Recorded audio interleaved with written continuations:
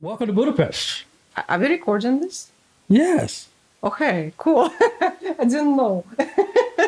I was like, why don't we leave this until we record this? I wouldn't. I absolutely recording this. My gosh, it's so Finally, interesting I to me. Yes. Yes, that red button right there. Okay, Record. cool. Yes, Hi. yes.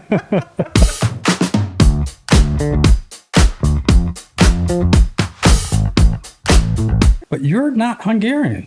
I'm not going, I'm Russian, You're Ukrainian. You're Russian Ukrainian. Yes, and I'm born in Moscow. How did you get to the U.S.? I got to the US from the business world. Okay. Yes, so because I worked, my first job after university was in Cyprus. I Okay. worked in hospitality in a hotel. Okay. Okay.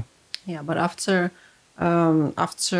2 years of working there, my contract was finished, and they couldn't renew my visa because there was some military conflict going on in the world, and near Cyprus were like American or British troops, something like that. Okay. And it was like kind of difficult for any foreigner to get a visa to work there, and probably especially Russians, you know. Yes. And this is the first time I was like, no, this passport. Right. Right. Right. Yeah.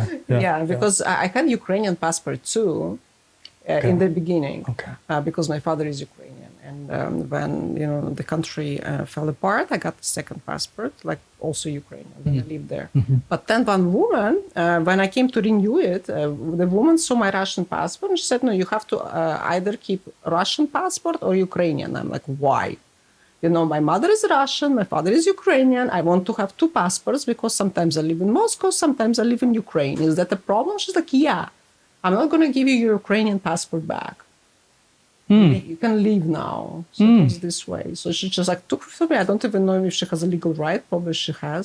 And I told my father, and he's like, "Okay, we'll fix it for you later." And at that time, I just had to go back to Moscow because my Russian passport was also expiring, and I didn't really want to stay in Ukraine because there was nothing for me to do there. Okay. You know, it was like Ungvar, Uzhgorod is a very small town, and of course, like if you compare Moscow and Uzhgorod, like for sure you'll have much more work possibilities and opportunities in Moscow. So you went to Cyprus because you had a job there, and then Then I came to back to like Hungary and Ukraine, and from there I went to Moscow. you were just trying to find your way, Yeah, right? yeah, because like You wanted to travel. I mean, you wanted to travel. That Yes, much? I love Okay. to travel. Okay, okay. First of all, and second, like I couldn't find like a new place to like settle. Okay. Because Moscow was not anymore like my place. I left, right? So I didn't really feel comfortable living there. I would come to visit, but I didn't feel like I belong because see. I also have completely different mentality.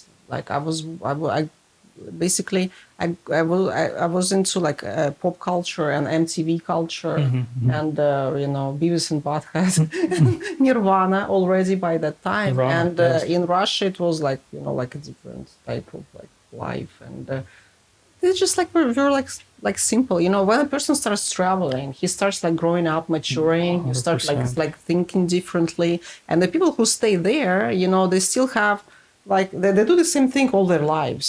So it's a completely type of person, you know. So now like I'm basically not in touch almost with any of my friends because they're different. They already had like children, and they work in the same job all their lives. They stay in the same city all their lives. You know, most of them are like that.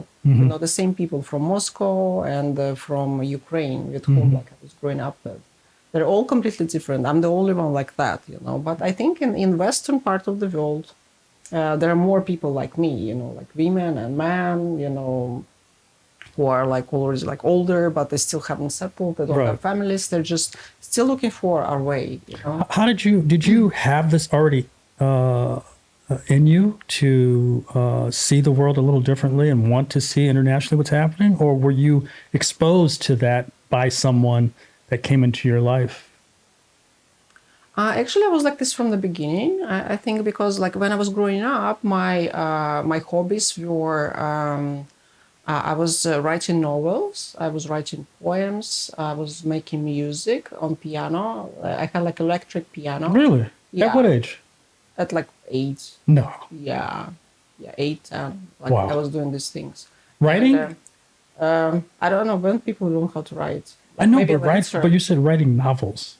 Yeah, You were writing. later. So it was before the age of 15. Really? Yeah, so I was doing all that. Oh my goodness. Yeah, because my father is a professor, and my also mom, she's has a PhD, but in economics. But still, they were very like they were reading books, always full of books, everywhere. And I was listening to, like we had audiobooks on these vinyls. The Vinyls. reel to reel. Yes. Yeah, Yes. yeah. The, So this, and the tapes. yes. Tape Cassettes, recorders. So we tapes. had all that. like also all the like kids books I was listening, and all type of books. Which were, like, so I loved reading. Wow. And then I started writing. Wow. And also I was sewing garments because my grandmother taught me. She was like sewing for me because we didn't have like fashion in Russia. We didn't have a lot of shops Okay. when communism was there. So my grandmother, she was waiting clothes for me fully.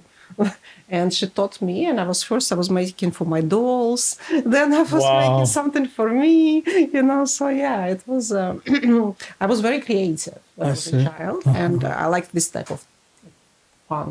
Oh. And but like later when I came to Hungary, I didn't have anyone with whom to share, and so I kind of became like very different. I was very like Introverted, maybe. yeah, introverted. I Okay. became very introverted. I was very like I was not really like a happy child. Okay. Yeah, and then I started going to clubs, Sure. trying drugs, I hear you. alcohol, smoking, cigarettes, all the stuff that kids do when they're not happy, but they cannot express themselves because my parents were very far from me, both of them. Okay. My father spent most of his time in Ukraine because he had a business there. My mom was in Budapest with me because she wouldn't live in Ukraine. She wanted to live in Budapest, I see. Yeah. And my father had a lover there and a second family, and he already had a child there. And me and my mom, we didn't know, but of course he was like there, like fully satisfied. My mom was not happy. see. When he was coming, they were fighting, and my mom was not happy, and she couldn't like realize what's going in my life because she was upset with her life. So she was like already like hiding all the feelings inside of her and not like really like understanding what's going on with me. And I was the same way because I saw what's going on with my parents, and I'm alone. I can't speak Russian to anyone in the whole like world. And then there were no mobile phones. Right. So Yes. unfortunately, so I had to write letters to my friends and put them in the envelopes and send them in the post office. So yeah, so it was hard time for me, and that's why like all this, things happen, the bullying and blah blah. So yeah, it was kind of hard for me, and that's why later I had to study psychology to understand like why I'm so unhappy. Right. But it sounded like you were very self-motivated to deal with the problems that you had in your life. Yeah, Or- there's always something, when you when you set in your mind you want to do something, then you make the first step and then the road appears. Okay. So you can't like really. I wasn't then like into like let's say coaching or anything like that. I wasn't reading any of that, but Right. maybe I read the book called Secret.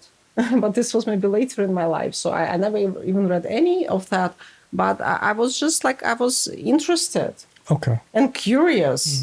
What else is there, Because the first step for me was done by my parents that brought me from Moscow to Hungary, and I survived Right. somehow in that environment. Then to Ukraine, I adopted even better. So in Ukraine, I kind of learned how to adopt. It was better for me.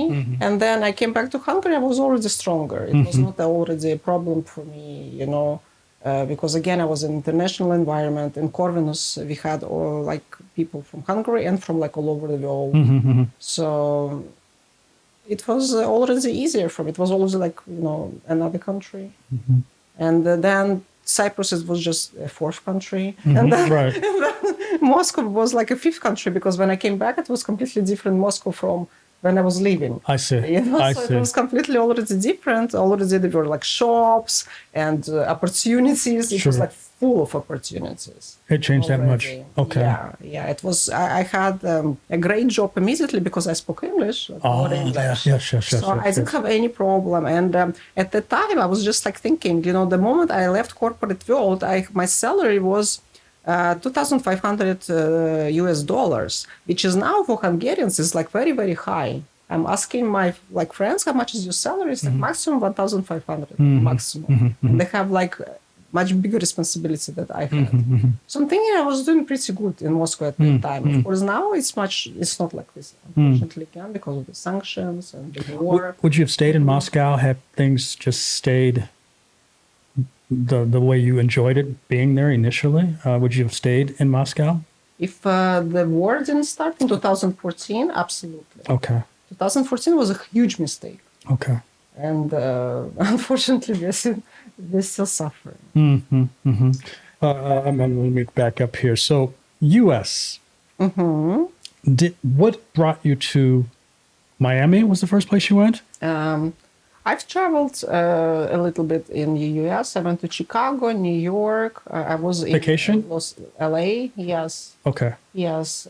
Before you went to Miami, you went to those places? Yes. I was just on vacation. Okay. I saw a couple of places in the United States, like a couple of cities. And so when, in 2014, I was already working as a consultant and, let's say, CEO of our private business, which we had with my ex-husband. Okay. And so when this conflict started, sanctions started coming, and our business, became very problematic. To say the least. Yes, to say the least, because we were offering business services, consultant services to like businesses and individuals who wanted to invest in Russia. Got it. So it was exactly like, Oh my gosh. like the end of everything, Unfortunately, so we had to like check which other country we're going. So I went first to Spain in a place called Benidorm, somewhere near Alicante. And I checked for like, checked how is life there. I checked for villa prices there. And I didn't really like it. No, I hear such great things about Spain. For me, we had a different style because my husband was like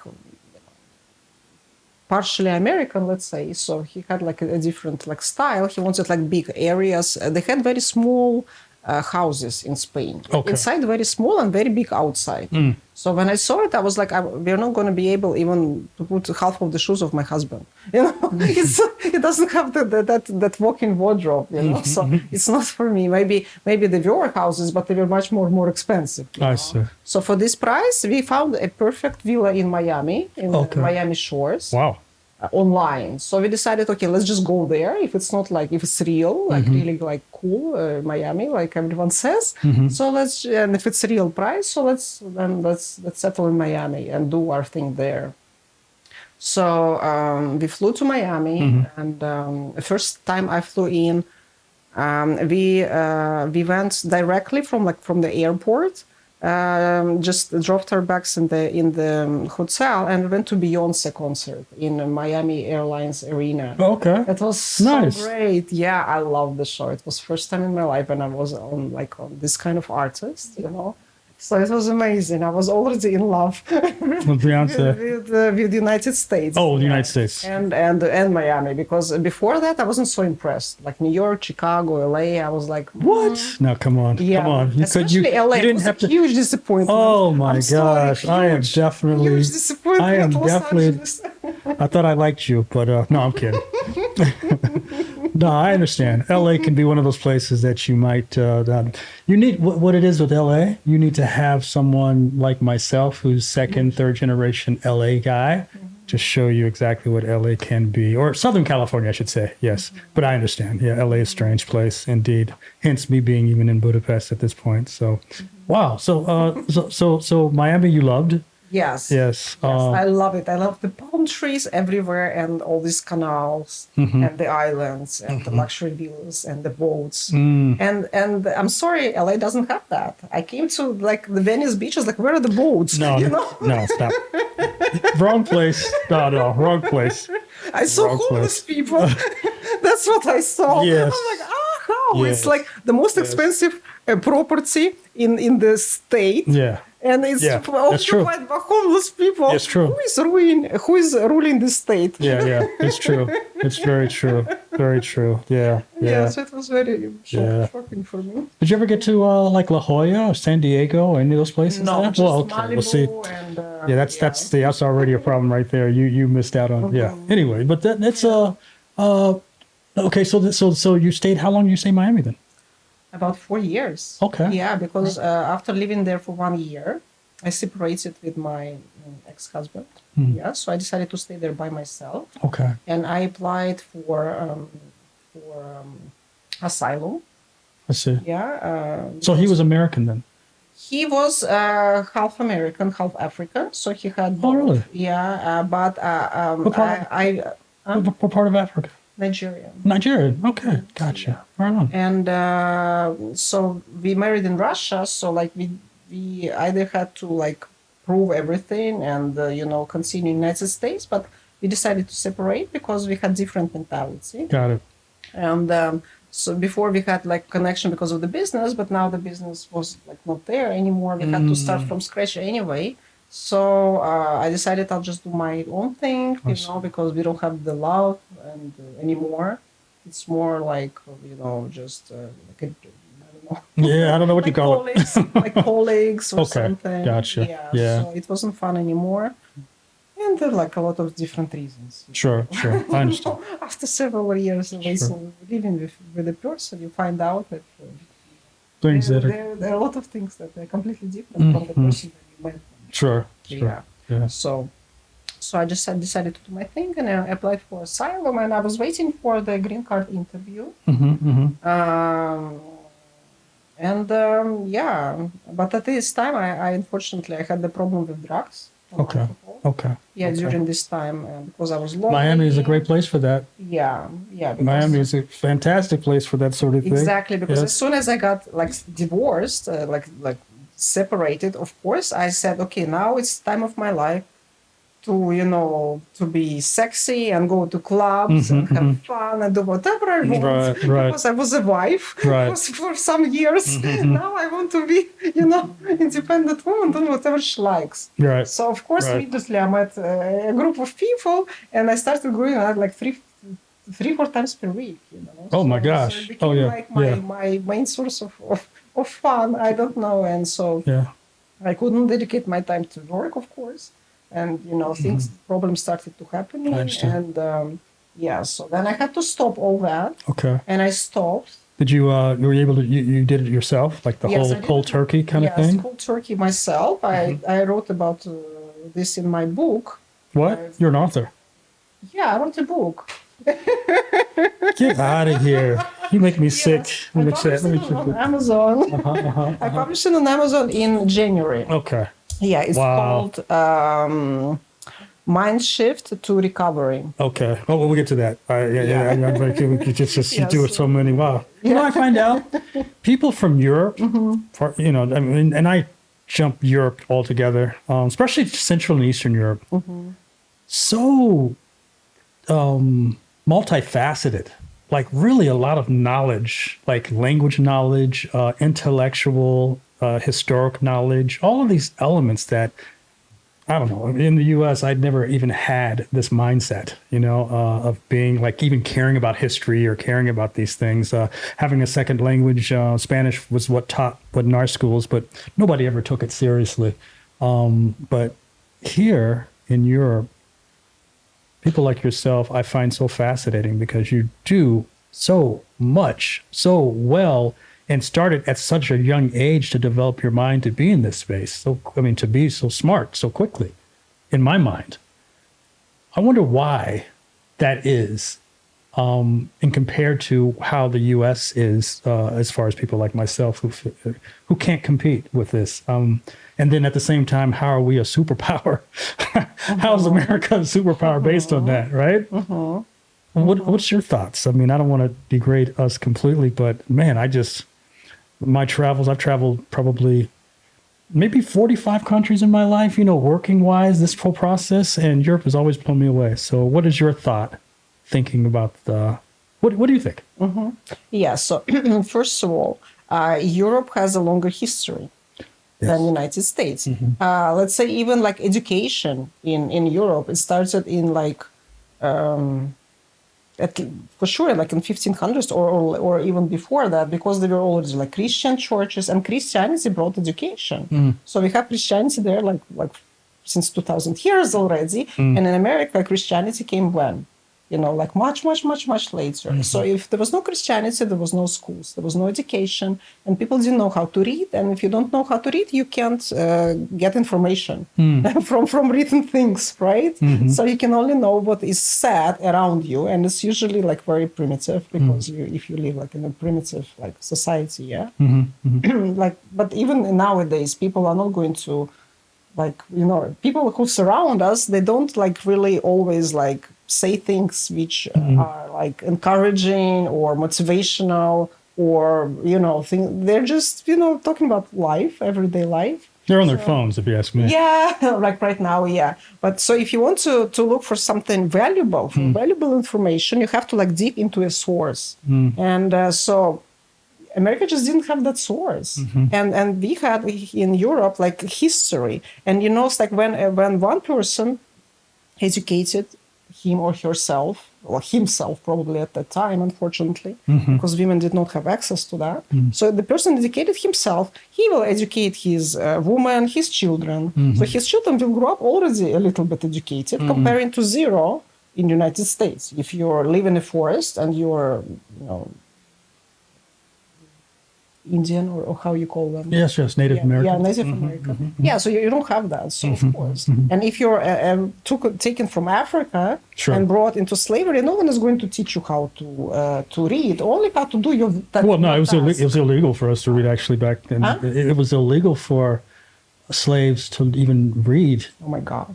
So like like stupid things like that. So of course you don't have that. Yeah. And when you have let's say three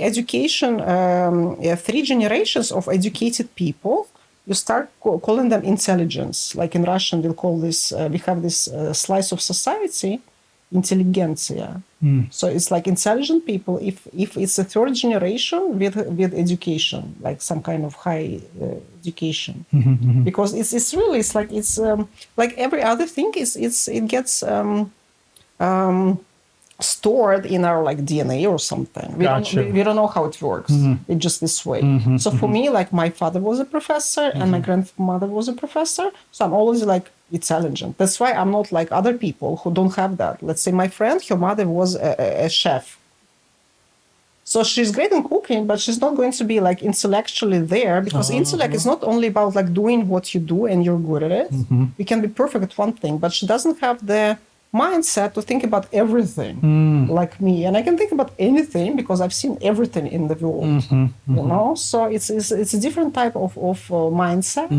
And one is good for one thing and another is good for another thing. And yeah. So that makes me think, so when you were in Miami and you said you were having like drug issues, right? And you got deep into that. Do you think that was kind of a way to, because of everything that you've done, being like very structured in your life, with school and your parents the way they are, and just the mindset that you've had up to that point, that when you were in Miami, finally had a chance to be yourself as opposed to having a partner with you now, that it was just a release point for you to just say, look, I want to be me. I just want to be free. I just want to have a mindset that's free, not to have to think about anything, but just to enjoy life, being that might have been the first time you ever really felt like it was just you enjoying life.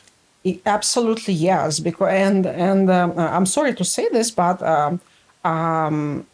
ecstasy helped me to kind of uncover or like discover the part of me which I didn't know was there, and it's related to sexuality. I understand. And I know that I'm not the only one, because the person who was giving me the ecstasy, he was like, let's say, a dealer, right? But he was also an artist. He drew amazing paintings. He was from Dominican Republic. So he was a very intellectual dealer. And he chose to do this because, first of all, it's profitable. And second, it makes people happy. And I completely understand him, So, and he was like really taking care of his like clients, So You know, like I wish these things, like if this were legal, he would be like a very profitable businessman. I understand. But it's not legal. And you know why drugs are not legal? They told me the other day, very interesting point of view. If they will try to legalize the drugs, you know, the price of the drugs will drop. Yes. Just like marijuana in the U.S. Marijuana in the U.S. that it was illegal for a long time. California, they've now legalized it.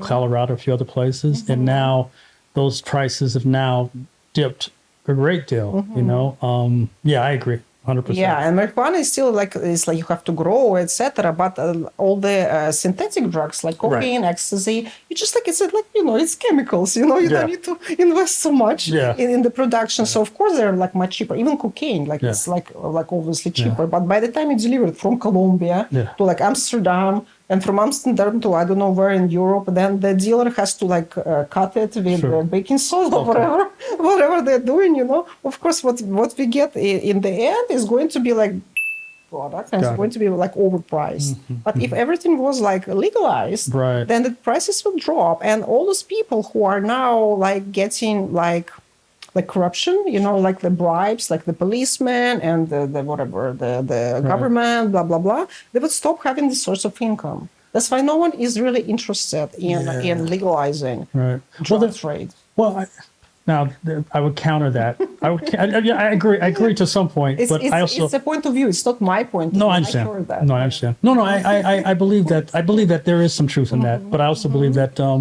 like if you have, like for instance, the cocoa leaf and all that stuff, there's a certain location that is big in, and if say the cocoa leaf was legalized to be able to make, then that country would have an advantage of exporting that and getting, say, American dollars or European dollars or what have you in their space at a much faster rate, much legal rate, which actually brings more power to their system.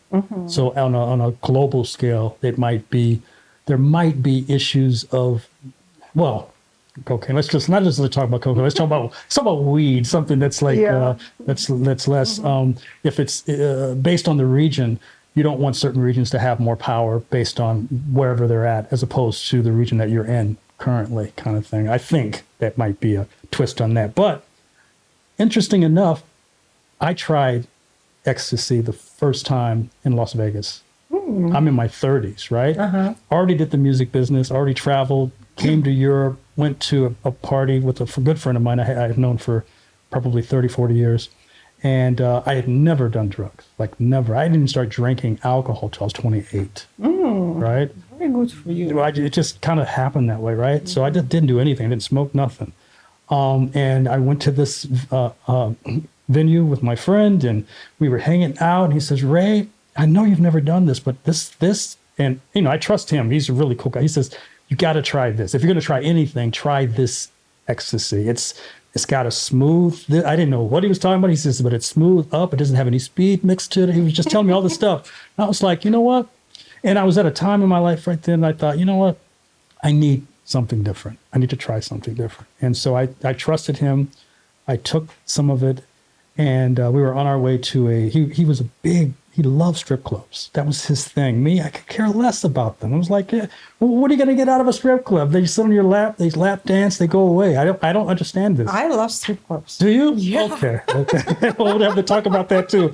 So Miami have great strip clubs. Yeah, because 11. Oh, really? Oh my God, I love 11. Oh wow. Oh.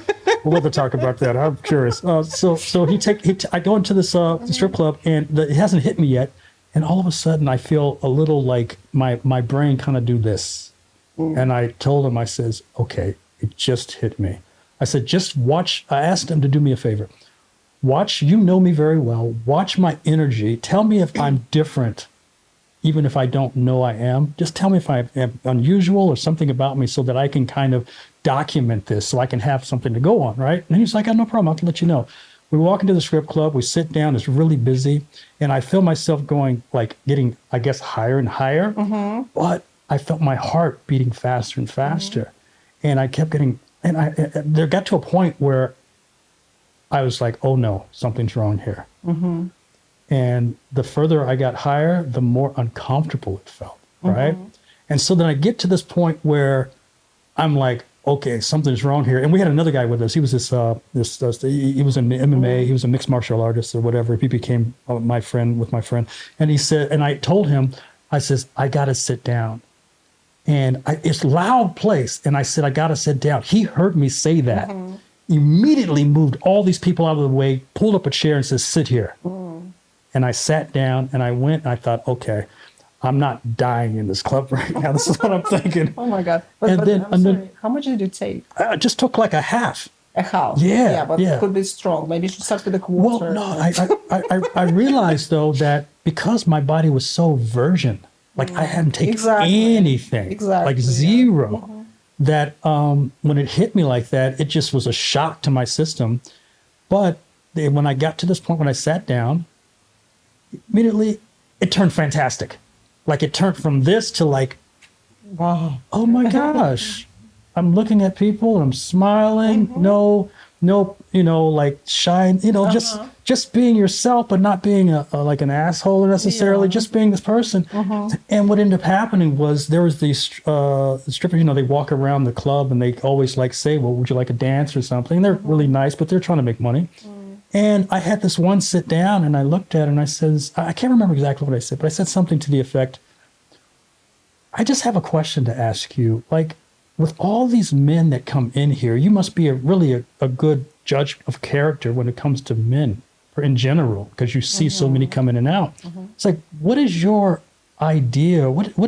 How do you feel men are as individuals? And that's something to like wanting to know what her take was about men. Just in general.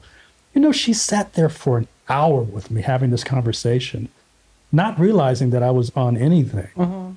And it got to a point where my friend was noticing, like, how can you keep this woman here? Because she has to work and she knows she has to work, but she's talking to you like this. And he looks at her and says, oh yeah, he's on E, you know that, right? I mean, ecstasy, right? And I was like, why do you have to tell her that? I mean, it's just having a conversation. But at any rate, yeah, it was probably the best experience I've ever had in that space. I think I did it maybe 2 or 3 times after that over the years, just trying to kind of emulate that moment. But yes, to agree with you, it's, Bill Gates, I'm not Bill Gates, the Apple, Steve Jobs, the drug that he used, which was LSD. When he used LSD, he came up with Apple. I never tried all that. Actually, yeah, LSD, yeah. It's like, yeah, I've tried that too, yeah. And that's also very interesting. Like, unfortunately, right now I can't like really recall like which one it was, like LSD or ecstasy, which was like maybe like made more impact on me. But I think like both, because like first of all, what ecstasy does is like it completely makes you like happy with yourself, calm, and like shameless. And which is like amazing in a new environment with the new people, and like especially club, because like club is a perfect like spot to enjoy yourself. Like first you call it sport? Huh? You said sport? Spot. Sport. Okay, spot. I like sport though. Sport. I thought that was a cool idea. Yeah, club is good for the sport if you like to dance like me. But also it's like it's like an amusement park, because you meet new people. Of course, because you just like see new people, and every new interaction for a normal person is like, and in a place like club, because obviously you're there for fun, and you can meet absolutely anyone. Basically, you can just come up and talk to them, and it's going to be something interesting. So number one, this, and then of course like the drinks and everything. Then just like everyone's like dressing up sexy and open. And last but not least, the music, because of course in a club they invest like millions into a great sound system, and you will never have this experience anywhere outside. So this music, when it's like boo, boo, boo, and you're like all this, that's also an experience. So it's really like a club is an amusement park. So if you do it like right, then it's going to be amazing. But a lot of people come to this space with the problems. Still, they cannot like fully like be relaxed. Yeah, and come to meet someone. No, I'm shy. What they're gonna? They're still in the like normal mode, like in the corporate or in the academic or whatever, where you have boundaries and discipline, Right. and regulations and all these formalities. So all these boundaries are like still in the head. And when the person comes to the club, most of them cannot relax. That's why they need to drink. But if you take the ecstasy, you don't lose your senses, because when you're drunk, it's completely different. It just relaxes you basically. Yeah. And but still, a lot of people, when they get relaxed, they come aggressive. Sure. Yeah, this type of thing. Ecstasy never happens. No one ever gets aggressive on ecstasy. So it just modifies your behavior in a pleasant way. Yeah. Yeah. That's why it was very popular in the beginning for ADHD. So it was subscribed for ADHD, and it's still subscribed for ADHD. Yeah. And it really works. Interesting. Yeah. No, sorry, I said ADHD. PTSD. PTSD, yeah. I was thinking about the other drug that they used to have. ADHD is Adderall, right? So I don't know. PTSD is post-traumatic stress disorder. So people who are suffering from stress, especially from a war, right, or being like kidnapped, or being in this kind of environment, like a terrible environment. So yeah, it was they are treated with ecstasy because it makes them forget the painful past and concentrate on the pleasant of now. They're treated with this. Yeah, they're where? Treated. Well, still some clinics, even in the United States. Interesting. Yeah, of course. Yeah, you can read about it in my book. I think I wrote about that. I wrote about all the type of drugs. Interesting. Yeah, okay. Yeah, hallucination. You're an authority of this, my dear. I spent like 3 months just researching the drugs, researching the world, like, let's say, situation. And I was shocked how drugs are they're popular everywhere, of course, but how like a lot of countries that just don't have any information about drugs. I see. And even in the United States, although there is like an opioid crisis. Right, yeah. So unfortunately, the opioids, the like fake opioids are the number one cause of death in the United States and Canada.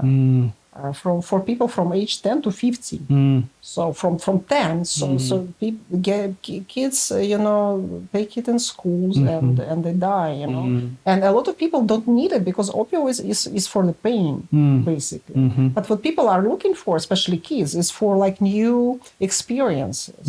And and like LSD and ecstasy, it's available and it doesn't kill people, but people are uneducated what each drug does about the benefits and about the disadvantages, because every drug has been developed by a scientist and a medical worker, more or less. I see. And usually first time the drug was developed is to solve a problem. Right. LSD was known for that, actually. Cocaine, everything, ecstasy, I don't know, everything. Yeah. Everything that was, every single drug was a pharmaceutical developed by a pharmacist, right?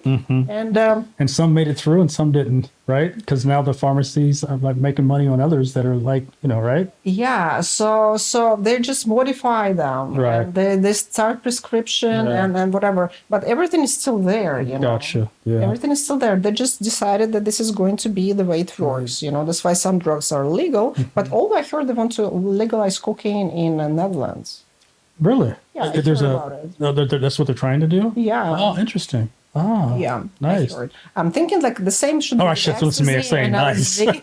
Like No, nice. Like I'm not an advocate, but I mean, I don't know. What I think that the only way to stop the pandemic of drug abuse is to legalize them. I see. Yeah. It's the same with, like, let's say, alcohol. No one is producing legal alcohol because it's been like centuries of governments fighting and why? People were dying because of bad alcohol, and now people are dying because of bad drugs. So if you legalize the drugs and you start selling them, the price will drop, but you will save half of the population of your country, especially United States.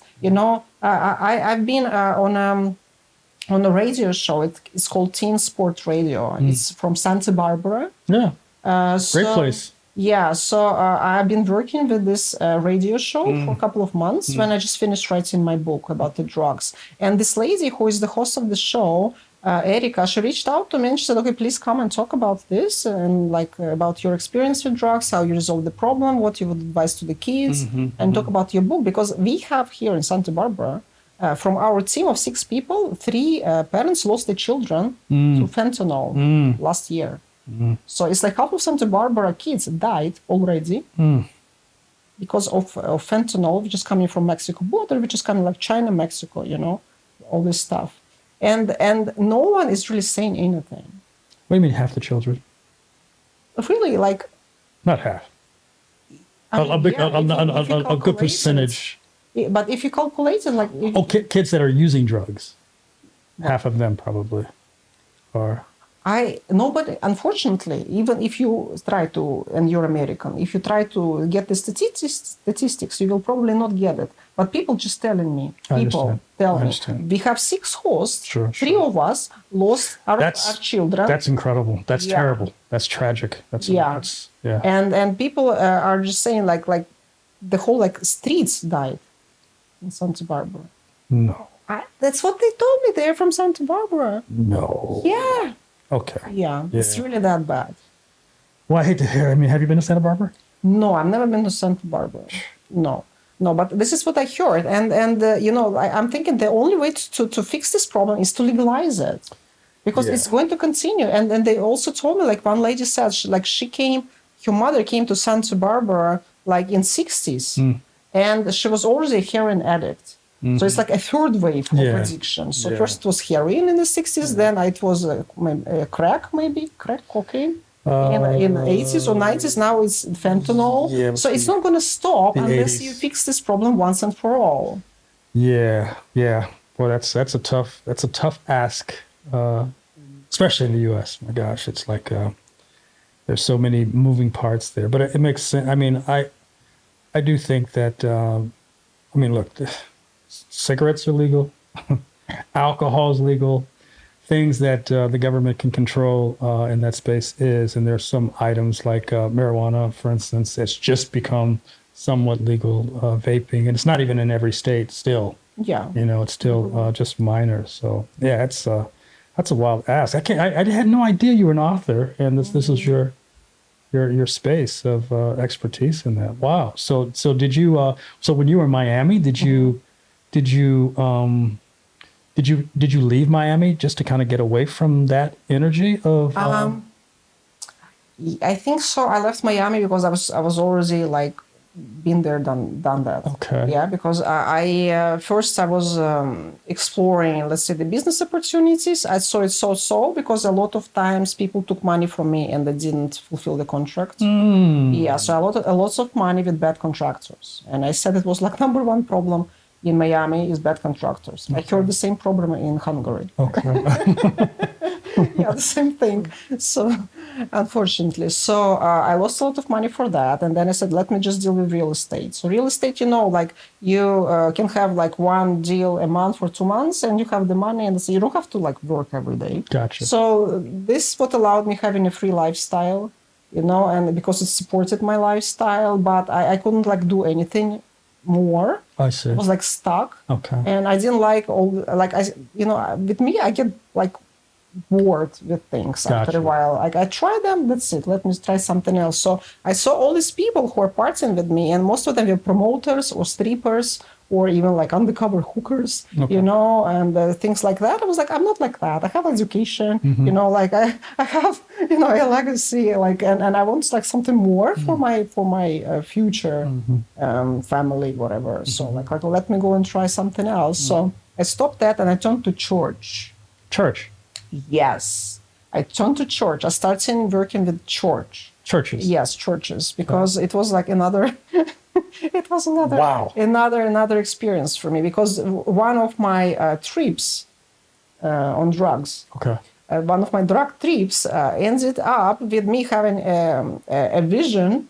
I don't know, I still cannot say if I was like Moses who saw something or it was only in my head, but no one has the proof. Moses also didn't have the proof, right? But people somehow believed him. So also in my head, I saw a vision that I died It's like I'm not in this world anymore. I'm in some another world, and I'm already like finished this life, and I don't. That's it. And now I'm going to be judged. I'm going to be judged for my life, and I'm going to go like somewhere else. But the thing is, I'm going to be like judged. What have you done with your life? Natali was asking me the universe. You were given this one beautiful life. What have you done with it? Sounds like a Baptist church. Exactly. Exactly. So and this I started having after anyway, or maybe it was before. Let me continue. And I was there. I was like, really, like I'm such a I'm full of potential, and I haven't done anything good. Nothing like special or spectacular. So I was like, no, I'm not ready to die. Let me just like go back to my life. Like, please, like I started like praying on my knees. Like, please, God, let me go back to my life, and I'll try again. I'll this time I'll do better. And then like I woke up in this world, and I went back to like my home, and I was shocked. I was so afraid that this really happened. Okay. And I was like, okay, really, I need to do something. Like, let me just like find. So I started to check like different religions, because I was like an atheist at that point. I was baptized as Russian Orthodox, but I hated the Orthodox Church. I don't hate it now, because I don't hate anything. Hate is a bad feeling. Sure. But I'm like so not Orthodox. Okay. Absolutely not. So that for me was like a no. Then I was married to a Muslim man, and that for me was also a no. That was you were married a second time? No, I was. Oh, the same gentleman. once, Okay, the same person, yeah. So that was a no. Then I explored even Jewish, because I thought, okay, the beginning of religion was Judaism, so let me check that. And even I went to synagogue, and I kind of hung out there. I even took one book to read, and it was an interesting experience in the synagogue. And even I paid, the only thing you need to become Jewish is to pay, I think, $25. So That's it. online. I paid online $25, and I was supposed to come. It was in Miami, in Brickell. Right next to Brickell Plaza, there is a synagogue. And I was living in an apartment, like facing like this synagogue. So I had the view. Yeah. So I went, that's why I went there, because I was interested. So I was still like pending to become Jewish, and then I decided, let me check Christians. Yeah, and then I was once at home, and I found on my TV Trinity Broadcasting Network, which is a Californian-based network. What are they called? Trinity. Trinity Castle. Trinity, Yes. yeah, They were. TBN. I totally know where that church is. Yeah, no, it's a network. Trinity it's a network. Broadcasting Network. It's a network on cable TV in America, in Miami at least, TBN. Oh, and they broadcast all the Baptist. Because there used to be a Trinity Church in I think Covina. Was Covina? I wonder if it's California. Yeah, Trinity Baptist Church was a big.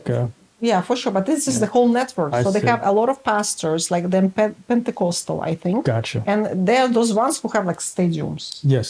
And I was like, oh, what is this? What's going on? And I started like watching them, and I loved it because they were wearing normal clothes, and they're talking like in a great way. They're like coaches. Yes. More like coaching. And I was like, wow, this is a church. This is so interesting. So I was following like many guys, and then one time I saw the broadcast of Billy Graham, who has passed away, and he was like. It was an older one, and he was still young, so very handsome man in a suit. He was like, turn your hearts to Jesus Christ. I was like, oh. I was like in love. I was like, oh my God, men like this exist. And the whole stadium came after to get baptized. I was like, me too. So I was like, yeah, I need that in my life. So I Googled the churches, and I found just like 2 blocks from me is First Miami Presbyterian Church, which is the first church ever built in Miami, and it was sponsored by Tiffany family. So inside it has Tiffany glass made, in very beautiful way, and it's a beautiful church. Yeah, so I went there the first time, and the first thing I saw when I entered the church is a huge table full of cookies and like sweets and a coffee machine. I was like, wow, these people drink coffee after the mass. Like really, like wow. And then I came inside, and there were like all these normal people just sitting down, and a pastor who looked like a normal guy in a suit talking about like interesting things, like Jesus Christ and people, and like he was a normal person, and he was like trying to be an example how people should be, and this is like the whole point. I was like, wow, he's so right, and it was beautiful. And then in the end, they played a song. So like the music band came there, and the guitarist there was like a guy full of tattoos, and he was just like sexy. I was like, oh, is this really a church? I'm coming every Sunday. And that's what I did. Basically, every Sunday I came to the church, and and in the end, so everyone gets up and we sing, and then we see it's like karaoke, basically, because you see the words and everyone is singing. Hilarious. And I was like, I'm in love with this church. Hilarious. I'm so in love with this church. And we came out, and everyone was drinking coffee. Church karaoke. Yes. And everyone was getting to know each other over coffee, and we were all neighbors. And some people were from Brazil, some people were from I don't know, Colombia, some people were even from Russia. So I met like Russians there. Wow. Everyone there, and I was so like in love with this. I love it. Okay. And next Sunday we had a boat trip. From the church. It was free. So of course you can put some donation, but otherwise you can just come and come on the boat, and the boat will take you around Miami. For free from a church. I was like, this is like the best church experience I had in my life. So I was like in love with them. And I started coming, and I got to know everyone, and I started helping in the school, because Presbyterians have a school for kids and a theater. So when everyone comes to the mass, like kids are like actually in school.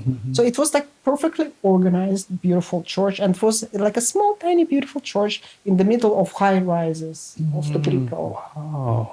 It was fantastic. So it's the way church should be, actually, if you really look at it. It's the helping the community, the process, you name it. Wow.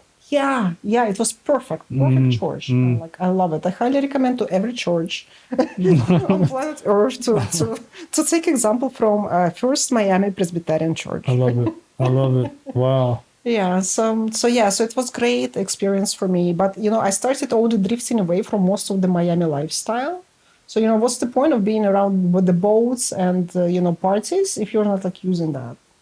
Yeah, and I was already thinking like, what's my next step going to be? I see. And at that time, my mom called me because my father, he almost had like a heart attack, almost. And he was like in bad condition. And she asked me to come back to Europe. Okay. So to Hungary, Ukraine, whatever. She was in Hungary. She was in Hungary. She was already still in Hungary. Okay. Oh, okay. So she asked me to come back to Hungary. I said, okay, let me come back. So I just packed some stuff. I thought maybe I will come back later someday. But basically what I did, I dropped it's like I didn't wait until I got my green card. Gotcha. But left. So now if I have to go back, I need to process, some things, because basically I don't know how it's going to be. Right. If it's still valid, if it's still not, I don't know. I never came back since then. But I have good memories still, because I saw the bad side of Miami, but I said also saw the best side. Right on. So I know that people who live there, they're all kind of people. Yeah. Like people who are drug dealers, people who are priests, pastors. I met everyone. So Miami is like a little bit like my home. Wow. Still, it will always be in my heart. Beautiful. So if you so if you lived anywhere in the world, you would go. Would you consider that being one of your favorite places to live still? Or absolutely. Okay. Yeah, Miami. Yeah, I loved it. So if I could easily go, without processing all the visa stuff, I would totally go. Okay. Because even just to pick up my things, because I had an art gallery there for a very short time, and I have some paintings that are still there because I bought them. And what don't you have? What don't you do? Yeah. Unbelievable. Yeah. So I just like trying new things. I think this is what life is for, Some people have children in the beginning of their lives, so they have a huge responsibility, and they must devote their life to their children, which is normal. But some people like me, first want to have maybe full experience of life. Okay. And then when they're ready to have the children as well, because Right. they can be a good example. They know what to.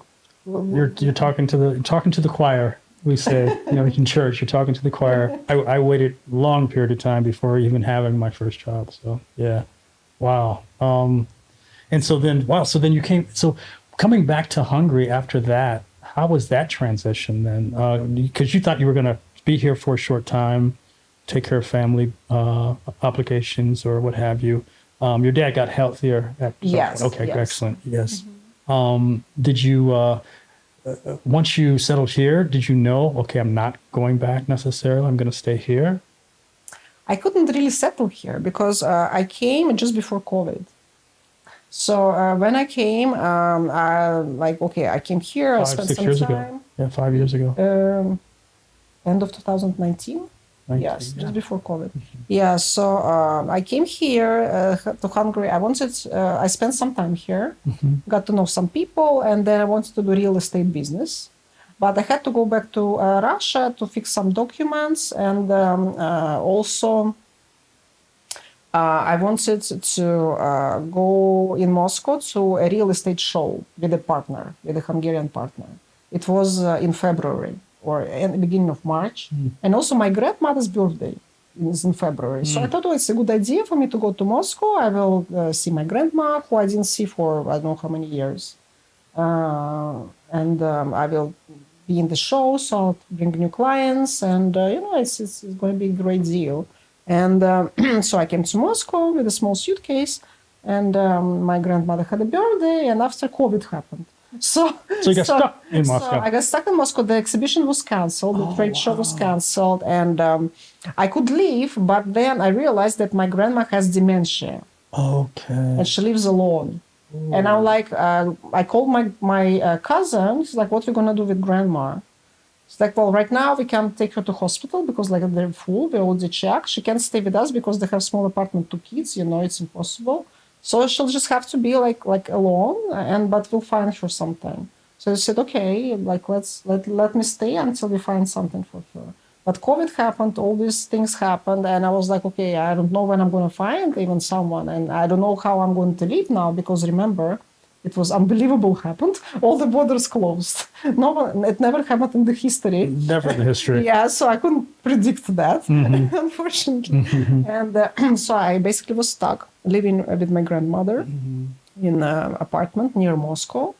And taking care of her, so giving her like pills, injections, blood pressure monitoring. You were taking care of her. Just like cooking for her, because she was like, when you have dementia, you kind of become like a child. Yes. So she was like, let's say, 5-year-old baby, Okay. something like that. So yeah. You were in the right place. Yeah, so I was there, but it was so bad for me, because if it was somebody else, then yeah. But when it's your own grandmother, who kind of from your child, she was always like a role model for me, and now she's like, it's very big switch for the brain.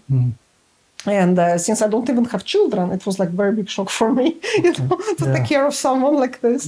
And especially with the medical condition, she was acting really weird, not like a child. Child is sweet and innocent, but this is completely different thing. Sometimes they get angry, and they forget things, and it's very annoying. And they won't recognize you. They will call you different names. It's also very annoying. So it's all very annoying and very, very bad for the psyche. Sure. I would say, yeah. And I was like, what am I going to do not to go crazy? I'm like, okay, psychology. Let me study psychology. So that's when you decided to study psychology. Yeah. So I found, to understand what's happening with your grandmother, so you can have more empathy for her, for the situation. And to realize what's going on with me, because I couldn't find a partner, because I was too different from everyone else. And I didn't like everyone the way that, it was like a long term. So I was trying to understand all these things, and I couldn't find a psychologist for myself. I talked to different people, but they didn't have my mindset. Yes. Yeah. So I'm like, okay, they're in different life, like how are they gonna help me? I need someone to talk to, not to give me pills. Yeah. To be calm, just Take like, this. yeah, to someone, just to talk because usually when you talk to another person, you can find a decision in between the lines, just like maybe you say something and then it just echoes in my mind like a day later. I'm like, oh yeah, this is like going to be like a clue. Okay. So I always use these things. But in Moscow, I couldn't even talk to anyone because everyone there, like, it's a small town and everyone just has a normal job, or they don't have a job, they're an alcoholic. Wow. and Yeah. and it's so pathetic, and there is like nothing going on there. It was a military base before, and they had military academy, and my grandfather was working there as a teacher in the military academy, and it was great at that time. But in 2020, military academy, long time gone, no job, nothing. Like nothing. Everyone has to go 2 hours drive to Moscow to have a job and then come back. Otherwise, you just have some online job or maybe delivery, work in the delivery, food delivery. So it's like very, very primitive, and you don't get like people to talk to. And so, of course, I turned to online. So I turned to psychology to just like understand how the mind works and how I can find a solution for myself, not to be upset with myself. Because I'm not upset because, like, I'm different. I'm not happy with interactions with people. So I had to solve this problem. So I started studying psychology online. It was great because it was very few schools at the time who offered this type of opportunity to study online. And so I could just switch from, I just put my business administration diploma for them. And they gave me like a diploma after I finished. Like you have another qualification. I see. So I'm like qualified to be a psychologist. I see. Yeah, so something like that. Was it a school? Where was the school located? Was it like a European school, or was it No, a? it's a Russian. It's a Russian school. Russian. Yeah, Oh, I Russian. Studied in see. Russian. I see. Yeah, it's a Gotcha. Russian university. Gotcha. They have sociology, psychology, Got it. administration. I So see. they had this I opportunity. see. I see. So yeah, I took it and it was great. So it helped me to understand myself, people. That sometimes the brain just doesn't, Yeah. function the way we think it's functioning.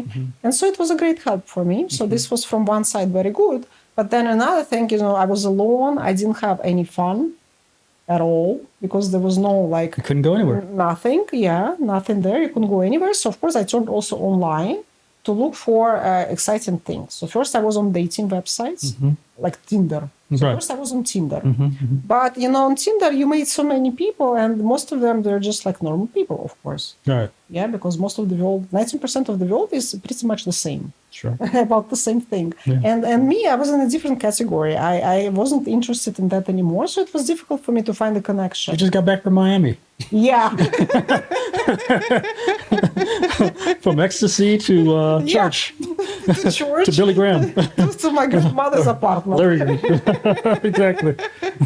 Yeah, so I was, I needed something like more exciting. Yes. Yes. Yeah, so I started looking for different other things or different other websites, and I found a BDSM dating website. Wait a minute. BDSM. What does that mean? It's BDSM. What does that mean? It means many things: bondage and discipline, then dominant and submissive, and then sadist and masochist. Okay. Yeah, so this is what BDSM stands for. Okay, Yeah, gotcha. all together. Yeah, but in general, it's like a role play. Okay. It's an erotic Got it. role play. Got It it. doesn't have to be sexual because, like, let's say half of BDSM is not about sex. It's about power play. Dominance Yeah, dominant or submissive. or submissive. Yeah. Yeah, so all this I found out. I was like you. Oh, what is BDSM? I Googled. Well, Yeah, so I was like you. And it, of course, it got me so excited. Because I love new things. I can't contain mine. So it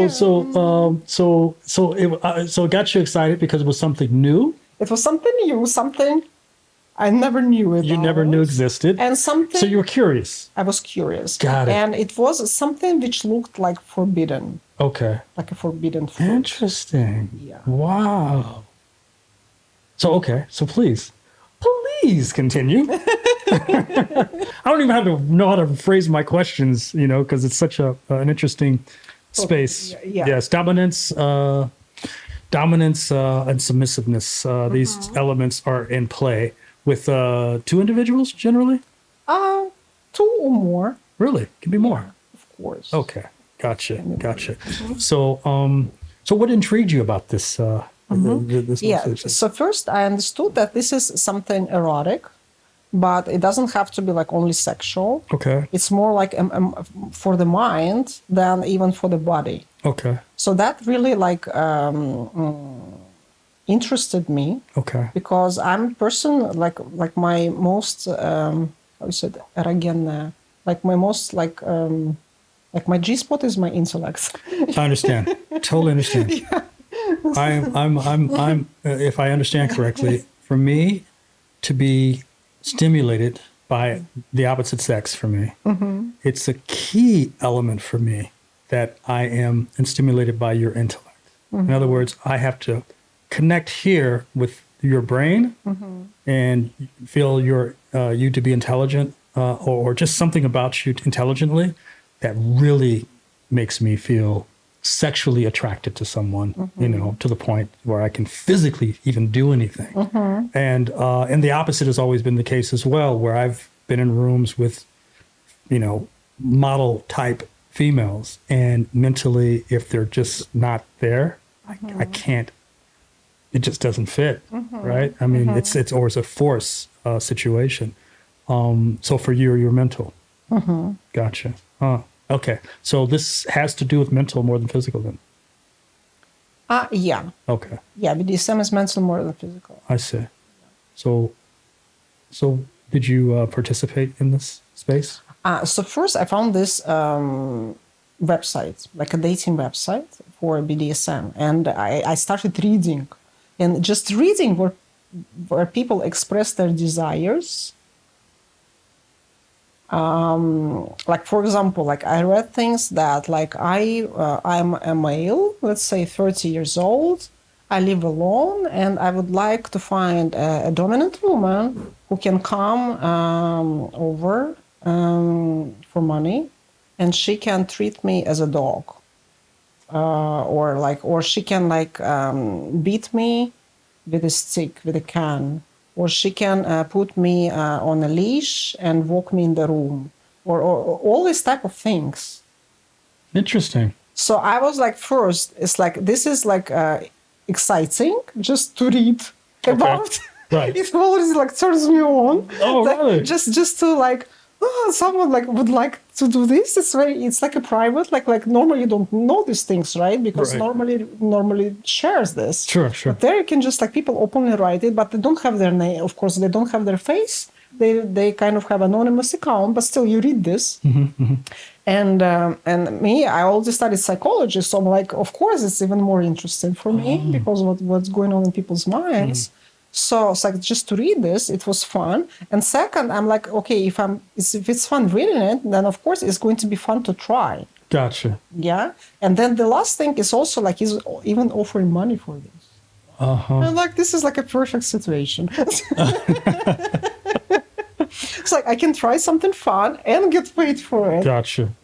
Interesting. Yeah. Okay. And at this time, money became an issue for me because, like I don't have a business at all. I don't even have opportunity to work. And I'm studying. I have my grandma. So like it's going to be like interesting from every perspective. Gotcha. To try. So what? Yeah. Okay. And also I was thinking if a person wants to pay for it, it's like I don't think he can be like a serial killer or anything. Right. Yeah. Right. Because like. Sure. Yeah. I mean, it could be, but it could be, the chances are much lower when they're making payments. Yeah, sure. It looks like really he would like to play. Gotcha. Right. Gotcha. So it made me feel kind of like safe to try it. Gotcha. Yeah. Assuming that you were the dominant person in this space. Of course. Okay. I understood that I want to try to be dominant. Okay. And I've never been like a dominant, like I never realized I was dominant. Interesting. Although I was always actually, but I didn't even know there is this thing, dominant submissive. I never even looked into it. I just had always a problem with men because I am like very like direct, and if I want something, I would say. If I don't like something, I would correct it. So, and men would, most of them would kind of like get maybe even frustrated that I'm telling them what to do. So let me clarify this. Let me get to the point myself. So that means like behind closed doors in the bedroom, for instance, if you and your partner together, were you dominant in that space as well? Were you in control in that space? I mostly was submissive in that part. Really? All my life. Okay. Yeah. So, but did you enjoy being submissive?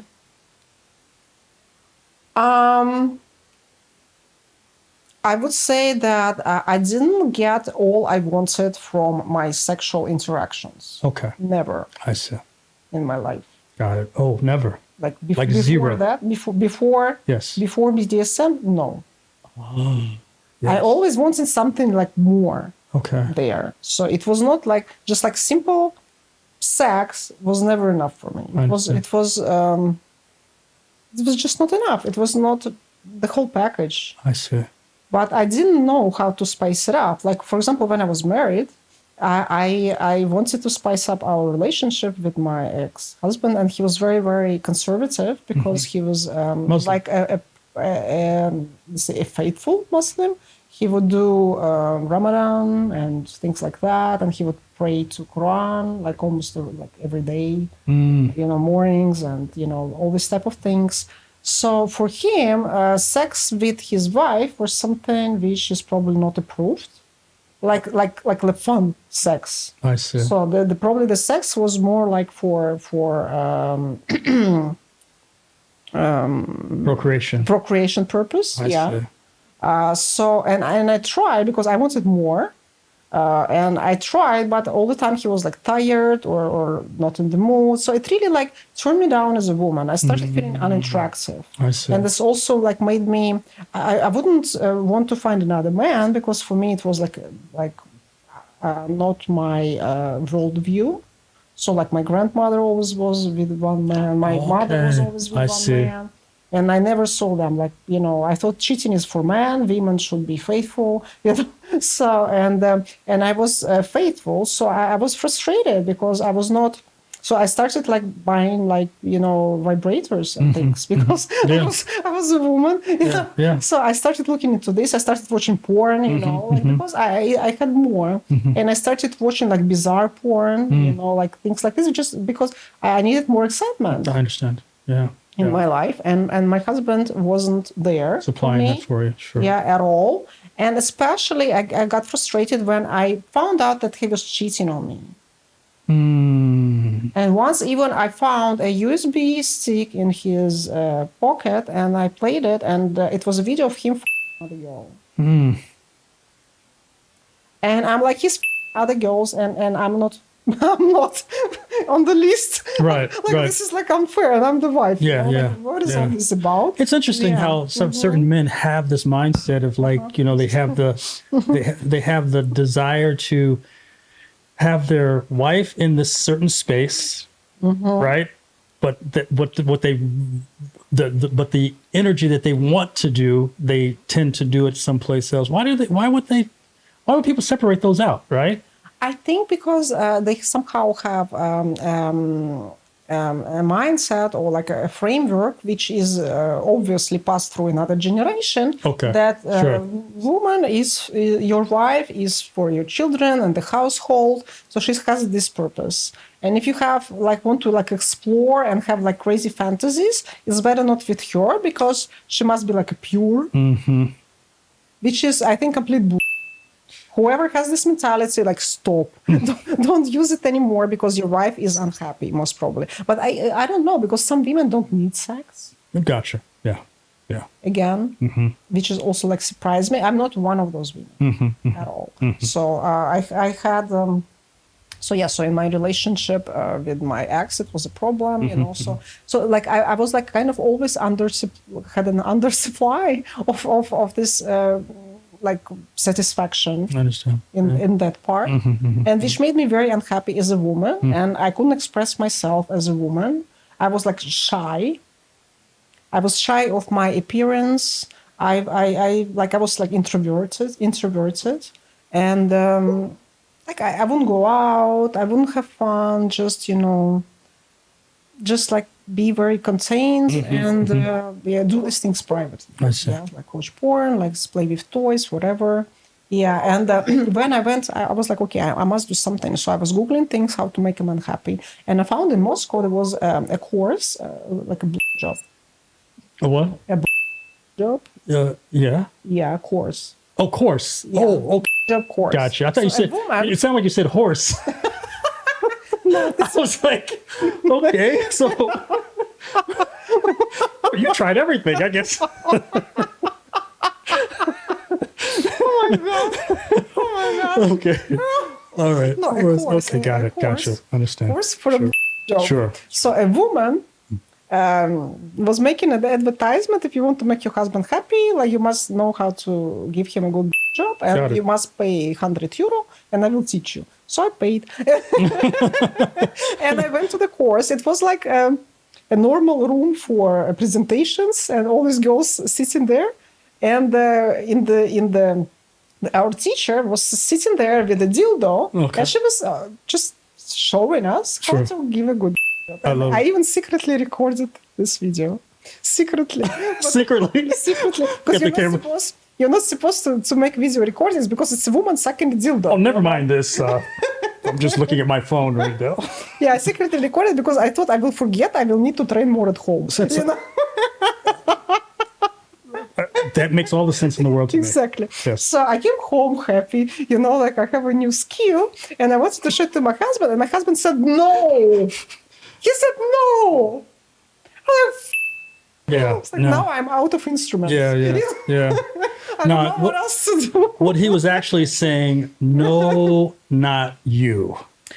That's what he was guess. saying. Yeah. That's what he was saying, because I'm sure, because if if he was doing the other thing, he was not saying no to whatever else is out there. So Yeah. he didn't want that attached to you, which is unfortunate because, yeah, wow, okay, all right. Yeah. So you you decided to participate in this this space. So your first, say, client, what was that like? Yeah. The first client, he was very interesting. Were you nervous going in? By the way, I should. Of course. Okay. Okay. So the process. I had like a couple of shots of cognac. Because I was very nervous, of course. Of course. Of course, I was nervous about everything, but at the same time, I was very excited. And you know, when it's COVID, lockdown, nothing is going on. It's like it's wow. Yeah. You know, to do something like this. So yes, I came. And the guy picked me up with the car, and brought me a huge flower bouquet, like roses. And, Beautiful. yeah, and he was like a very nice guy. He was I think a dentist or something. He had his dentistry clinic. He had a nice car. He had a daughter. He was divorced, but he just wanted this to try this BDSM experience. Interesting. Yeah, and Was it his first time no, as well? he was a regular, Okay. and but just of course everyone who is there, they want also new experiences, and they always look for new girls because of course much more men there than women, very few women, and very few dominant women, very few. Interesting. Yeah, so like a beautiful woman who is dominant is like a diamond. You know, everyone wants her. Yeah, because it's very few, and most women also who are in this business, they do it for money. They don't have the mentality. Got it. And but people always feel it because you know you feel it if it's just a fake for you or you're really excited. Right. And the thing about me, which makes me different, like I'm really excited. Right. Because I like crazy things, you know. That's why I became psychologist because I like crazy people. Yeah. So I'm also crazy. You're a good crazy. You're an awesome crazy. So Yeah, so it was a very, very good experience. So we went with him to a hotel. It was a very nice hotel. And I told him it's my first time, but I want to try. So he basically taught me how to torture him in the way that he likes it. Yeah, and after he gave me some money, it was like €100, but it was good for me, like good fun. listen, Yeah. torture. Explain. Yeah. Tell me what this. I mean, what level of torture is it? It's like everyone is different. So some people just like to do something with their nipples. Some Okay. people look to do something with their, I don't know, penis, okay. or I don't know, like different, or just see. just like canning. Okay. When you hit someone with a stick and they have like red marks all over their ass. Gotcha. Yeah, so nothing like too bad because like it was my first time. I Sure. didn't know my limit, and of course I didn't want to like harm I see. a person unintentionally. So were you like hitting him one time and he's like, "Oh, did I hit you too hard?" Was it those kind of situations? Easy, but okay. like all the like private parts, Sure. I didn't want to like really like Gotcha. mess up anything because I can be strong. Yeah, so it was like a light form, Okay. but it was like a good It was pleasant. experience. I see. It was a good experience, and the thing I liked the most about it that I was I was in control of the whole situation, and it was first time in my kind of interaction with a man when I was in control of the situation, and that made me feel very powerful because in my past I had some negative experience. So I was raped 3 times, actually, unfortunately. In different countries at different time. So, of course, it wasn't like something like bad, but it was without my permission. And it made me feel very vulnerable and very it had like mixed feeling, but I didn't have like a good feeling about after that. And I was very... like with man, I couldn't just be relaxed because I was always like thinking like, what if he wants to take advantage of me? I see. Yeah, so I was always like very reserved, and it wasn't easy for me. And before that BDSM experience, I was staying very long time like away from man. So basically, from the time when I started going to church in Miami until that summer of COVID, I didn't have like sexual interactions with anyone, including myself. I was like a nun. Let's completely staying away from all this. So because I was thinking like if it's not going to be like a pleasurable for me, like it's better not to do it at all. Yeah. But then after this like almost 2 years, I realized that I start having crazy fantasies in my head, and I'm ready for like to try like anything. I'm even ready to be raped right now, just because I'm missing something. Sure. I understand. Something in my life. And then I realized, okay, it's not normal. Yes, so I have to like go back to like sexual activities in some form, but just it has to make me satisfied. I want to feel powerful. I want to feel in control. And this is the dominance, the dominant role, which is a part of BDSM. So it was like perfectly fit for me. Perfectly. And when I found this, I was like, oh, this is exactly what I was missing in my life. I need to learn to be more dominant. It's exactly the opposite of what I had to learn all my life, because I had to submit to my teachers, to my parents, to my husband, my boyfriend, my boss, everyone, my clients, whatever. Like all my life, I had to submit to like everyone, especially men. And now I have to learn how to be otherwise. It's going to be a journey for me, but this is exactly where I'm going because this is where my true personality is. So this is how it started for me. Interesting. So through that process, you actually, the first thing that popped in my mind, did that gentleman become a regular client? Yeah. Okay, he did. Okay. And then did that generally happen in that space where most of the people that you encountered in that, men that you encountered, did they become in that space? And would you say between 0 and 10, was it, did it change did it add more to your life personally after experiencing that as well? Absolutely. Okay, I see. Absolutely. And what major way would you say contributed to your life, even currently, the way you are now, having that experience? Like, Yeah, so basically he taught me how to be in control of the situation. Okay. And when you're in control of something so like intimate, like a naked person in front of you, yeah. like I wasn't naked, but the person was naked, and I was like basically I put him in handcuffs, Yes, and I yes. was doing whatever I wanted with him. Yeah, and he was like suffering but enjoying, and he loved it. And so it gave me a lot of confidence. Just for doing that. I understand. Because it's first time in my life I was in full control, and I realized that I can be in full control, and other people enjoy when I'm in control. It's just like before I met the wrong people. I met the understand. people who want to be in control, but I don't want to be controlled. I want to be myself in control. I see. So I realized, okay, this is my problem all my life, that I'm a dominant, but I was attracted to dominant men for a wrong reason, because this was my worldview, that the man had to dominate. But in reality, I'm a different creature. I see. I have different type of mentality for whatever reasons it happens.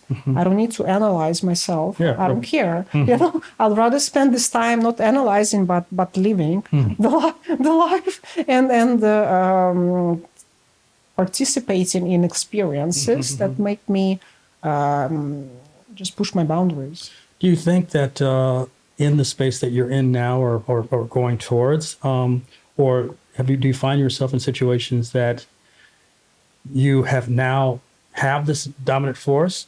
Are you able to still have some level of submission in that space, or do you think that it's not in your character any longer and you can't, or it's at no level of it? No, I cannot. I don't want to be. So a lot of time people ask me, or like but to be in a submissive role, but I can't. No, I mean not in a controlled environment where you're getting paid, but more so just in relationship. Like say, someone says, no, I want to do that for you, or a man wants to do something for you, or have some level of dominance in a moment, not necessarily throughout the whole lifestyle, throughout the whole relationship. But are you able to, do you think that because you have been so submissive for so long in your life that you don't want to ever let that be a part of your life any longer, with, like, say, another man that you want to be with, or a future relationship, or whatever in your life? Do you think that there's a balance, or do you think that it's just completely submission? Actually, no. There is no such thing as complete submission, because even if a person is submissive in the sexual way, in BDSM program, let's say, yes, usually they are dominant in their life. So they usually have some kind of authority position, and that's why they're seeking the opposite. Okay. Yeah. I see. So with me, let's say if I have let's say friends or whatever dates, I don't have a problem when a man is trying to do something for me, like someone open the door, make the coffee, the cheers, or choose a place for a meeting. I don't have a problem. But if I don't, let's say if I have another opinion, I will immediately say it. I see.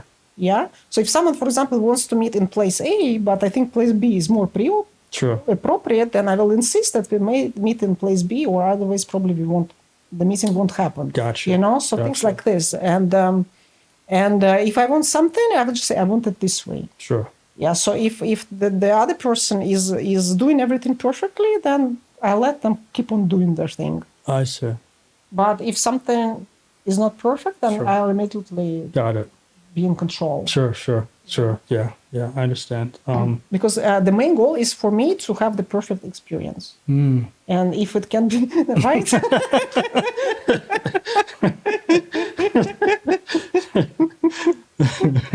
Yeah. Well said. Oh nice. So basically, the rest of COVID, you spent your time in that space, basically. Until the end of let's say until December. Okay. Yeah, I Okay. more or less was there. Okay. Like playing and And just like okay, I was taking care of my grandma, Yes, and then yes. I had this other Yes. life, you know, You're right. Exactly. where I met people, but I could only do it for a short time I see. because I couldn't leave my grandma alone. I understand. But yeah, so when I found already a woman who could replace me, I arranged everything. You know, she came to live with us for 2 weeks. I taught her how to do everything, and I checked that she's doing everything. And then okay, I finally could leave. I come to Budapest. Oh, you came back to Budapest. Okay, Yes, gotcha. I came back to Budapest. And first thing I did in Budapest is looked for a BDSM website Did you? Right on. in Hungary. First thing, and I love it. found. Oh, yes, really? I Okay. found. It's called SM Pixie. Okay. So, right on. Yeah, it's in Hungarian and English Got it. in two languages. I Yeah, see. one Hungarian lady is running it. And, yeah, it's great. It's a huge website. Is it? Yeah, it has so many people there. Yeah. Is your experience here different than there, as far as interaction goes? Just like it's more difficult for me to communicate because some people don't speak English. Got it. They only speak Hungarian. Gotcha. Then a lot of them live outside of Budapest, and it's difficult for me to arrange the meetings and everything. And but generally, it's just the same thing, even better because you know Hungarians are like have a fetish for Russian women. Really? Yeah, Hungarian men love Russian women. It's like for them, it's like something like a goddess. So it's an advantage for me. Interesting. So going from as going to school here at a younger age and being so bullied or whatever the process happened, Exactly.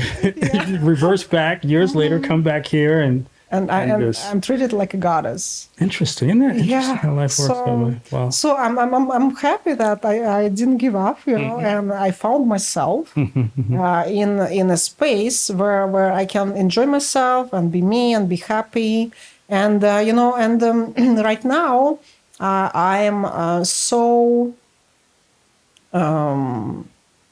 so confident there that I want to make it part of my future life.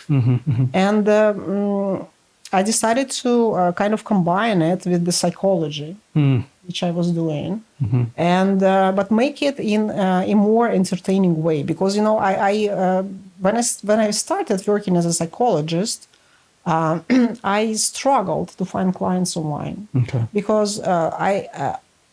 90% of men with whom I would have like a screening session.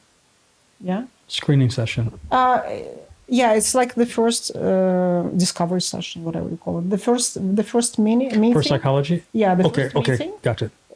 Discovery meeting. No, you're How right. you Yes, call it. yes. Yeah, when you just call each other like online, you Yes. have online meeting, and you talk about the things and you suggest your solution. I So see. 90% of men they thanked me, but they never like became my clients.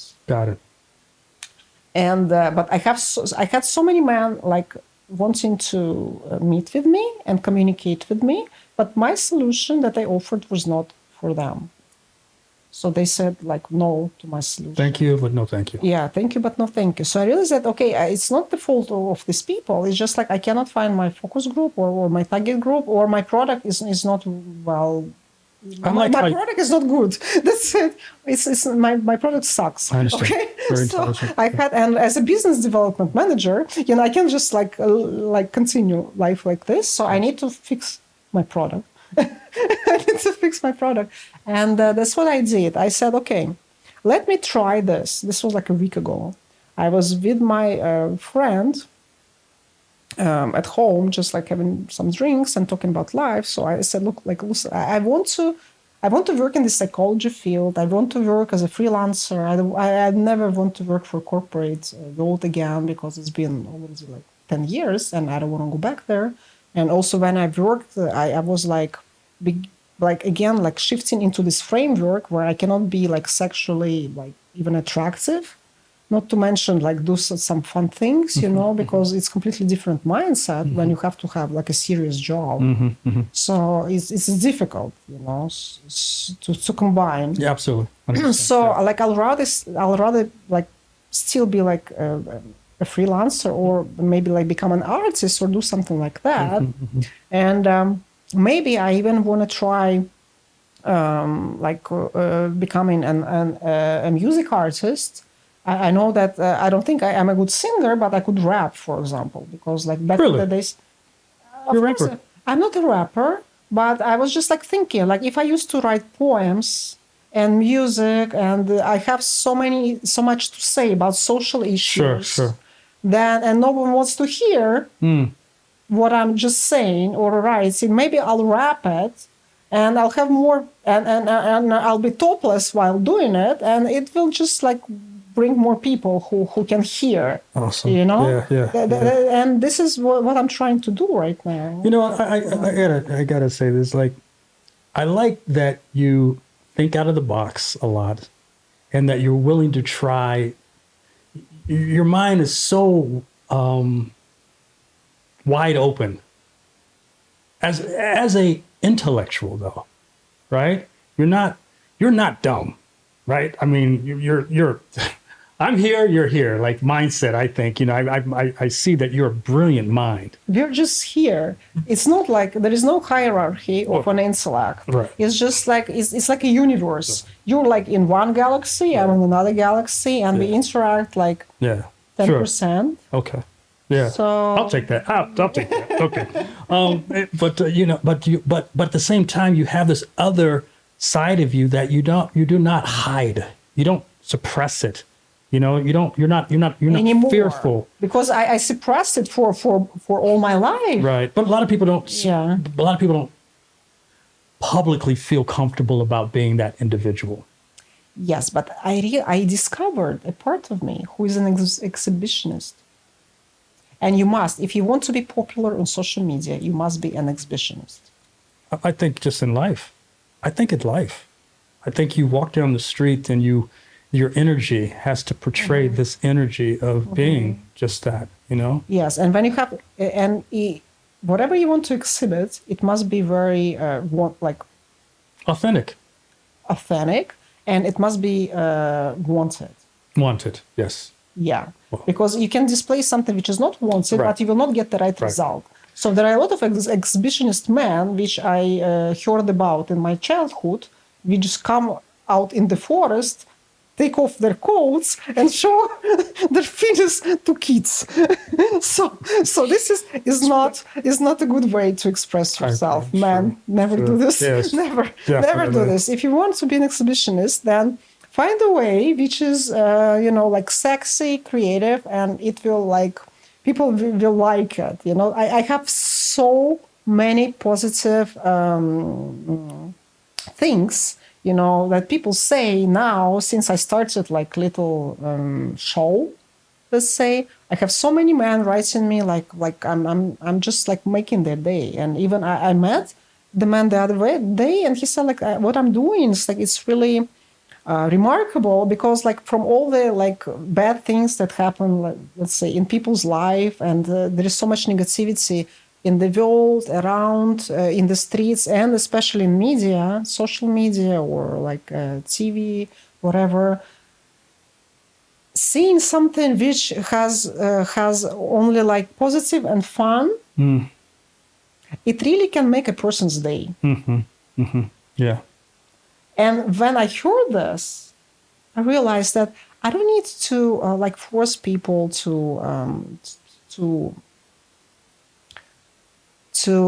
become better versions of themselves. It's not up to me. It's up to a person. If they want to become better, don't become better. As a psychologist, the best thing I can do is to make the day brighter. I understand. And this is entertainment. Yeah. Yeah. Right? Yes. So I realized that this is like an important message that I have to the world. So like not only like be free, be yourself, but also like brighten up other people's lives 100%. in a way you can. Yeah. Well, you are just the conversation alone is a very big, bright. I see a bright light in here Oh, based on the conversation Two because bright lights. yeah, it's two bright lights based on the fact that that who you are, what your goals are, and how you are free to be who you are, and that to me, it's a very I'm very proud of that aspect.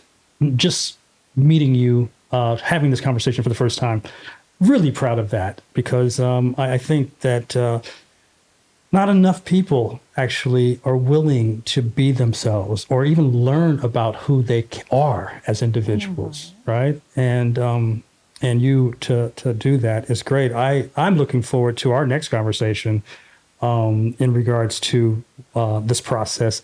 And I have some ideas that, like I think we should have people calling in saying, "Oh, okay, I'd like to talk to her about such and so based on whatever." I mean, I just some things I'd like to, that I have ideas based on this. It's just incredible, really, what you've brought to enlighten me with, and I believe that you can be a light to a lot of people that need to hear your message.